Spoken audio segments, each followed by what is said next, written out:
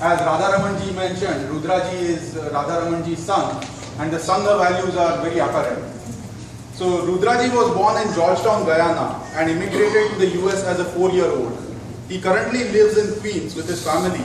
He has completed his bachelor's in applied mathematics and is currently working for PepsiCo in Westchester, New York. He has been associated with the Sangha for the last 15 years and currently has the responsibility of New York Vibhag Karyavaha. He is Dvitiya Varsha Shikshit. Most of us in the Sangha have seen Rudraji working tirelessly, traveling far places for Baithak, and he has an enormous capacity to make sampark and reach out to each and every family so that they feel part of the Sangha family and they feel welcome. So Rudraji, what has been for you personally the positive impact of Sangha? Yeah, I think that's a hard question. But actually, that question I get asked every now and then. What change has Sangha made in your life?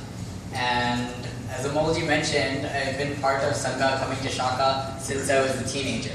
So it's kind of hard to say what change it has made, but I can see all the things that I would have missed out on if I wasn't part of Sangha. I wouldn't have got to meet so many people. I wouldn't have got to learn so many different things. I wouldn't have be able to expose to all of these different ideas. Amolji mentioned that I travel to different places. And whenever I travel and go anywhere, I visit my family, right? All of these people that I go there, I never stay at a hotel, I stay at someone's home. I sleep on the floor and I eat good food, right? And I have fun doing that. Earlier this year, we got new cell phones, my entire family, and I switched from iPhone to an Android, and they were changing all my numbers over. And I had a couple hundred phone numbers in my phone. And I didn't even realize, and the person was asking, do you call all of these people? Do you talk to all of them? And yes, I need every single one of those numbers that's in my phone. And even just now I was thinking, last week I probably spoke to about 25, 30 different people. Right? And that's a capacity that's built up over time because I'm actually an introvert. I like being by myself, but still, like, I make time that I know, yeah, I haven't spoke to this guy in a while, I haven't spoke to them in a while, let me call them while driving, and okay, I'll call this person, then that person, then that person, let me see if I can call 5 people tonight. And like this, I start thinking more and more about other people. And that definitely would not have happened if it wasn't for someone. I would still be by myself, thinking only, maybe not only about myself, but thinking mainly about myself, who I am. I wouldn't be thinking about everybody else. And I wouldn't be thinking, let me go and see what I can do. Let me go and try to do something positive. So I've also seen changes in other people and changes in the society as well because of Sangha, not just in myself. And that's something a little bit easier. And that's actually difficult too, because Sangha is something that makes very, very small changes over time. It's not saying that, okay, this camp starts, this camp ends, and now this person knows all of these things. Right? It's not quantifiable like that, but it's over the weeks, the months, the years, what change happens, right? So it's hard to track that change. Earlier, not this year, a couple of years ago actually, one of the mandirs in Queens, they decided that they were going to, once a month, have mandir cleaning and invite all of their youth to come.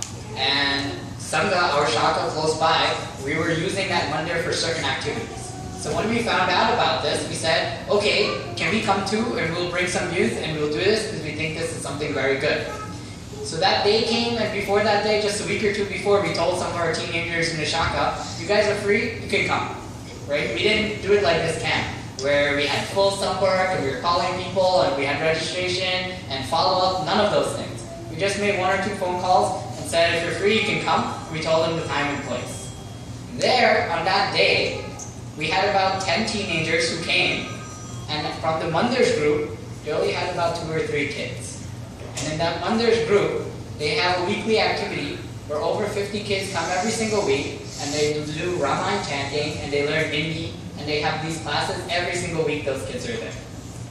So that day, when we were cleaning, our teenagers were doing one thing, doing another, then asking the people in the Mandir, what can we do next? What do you need us to do next?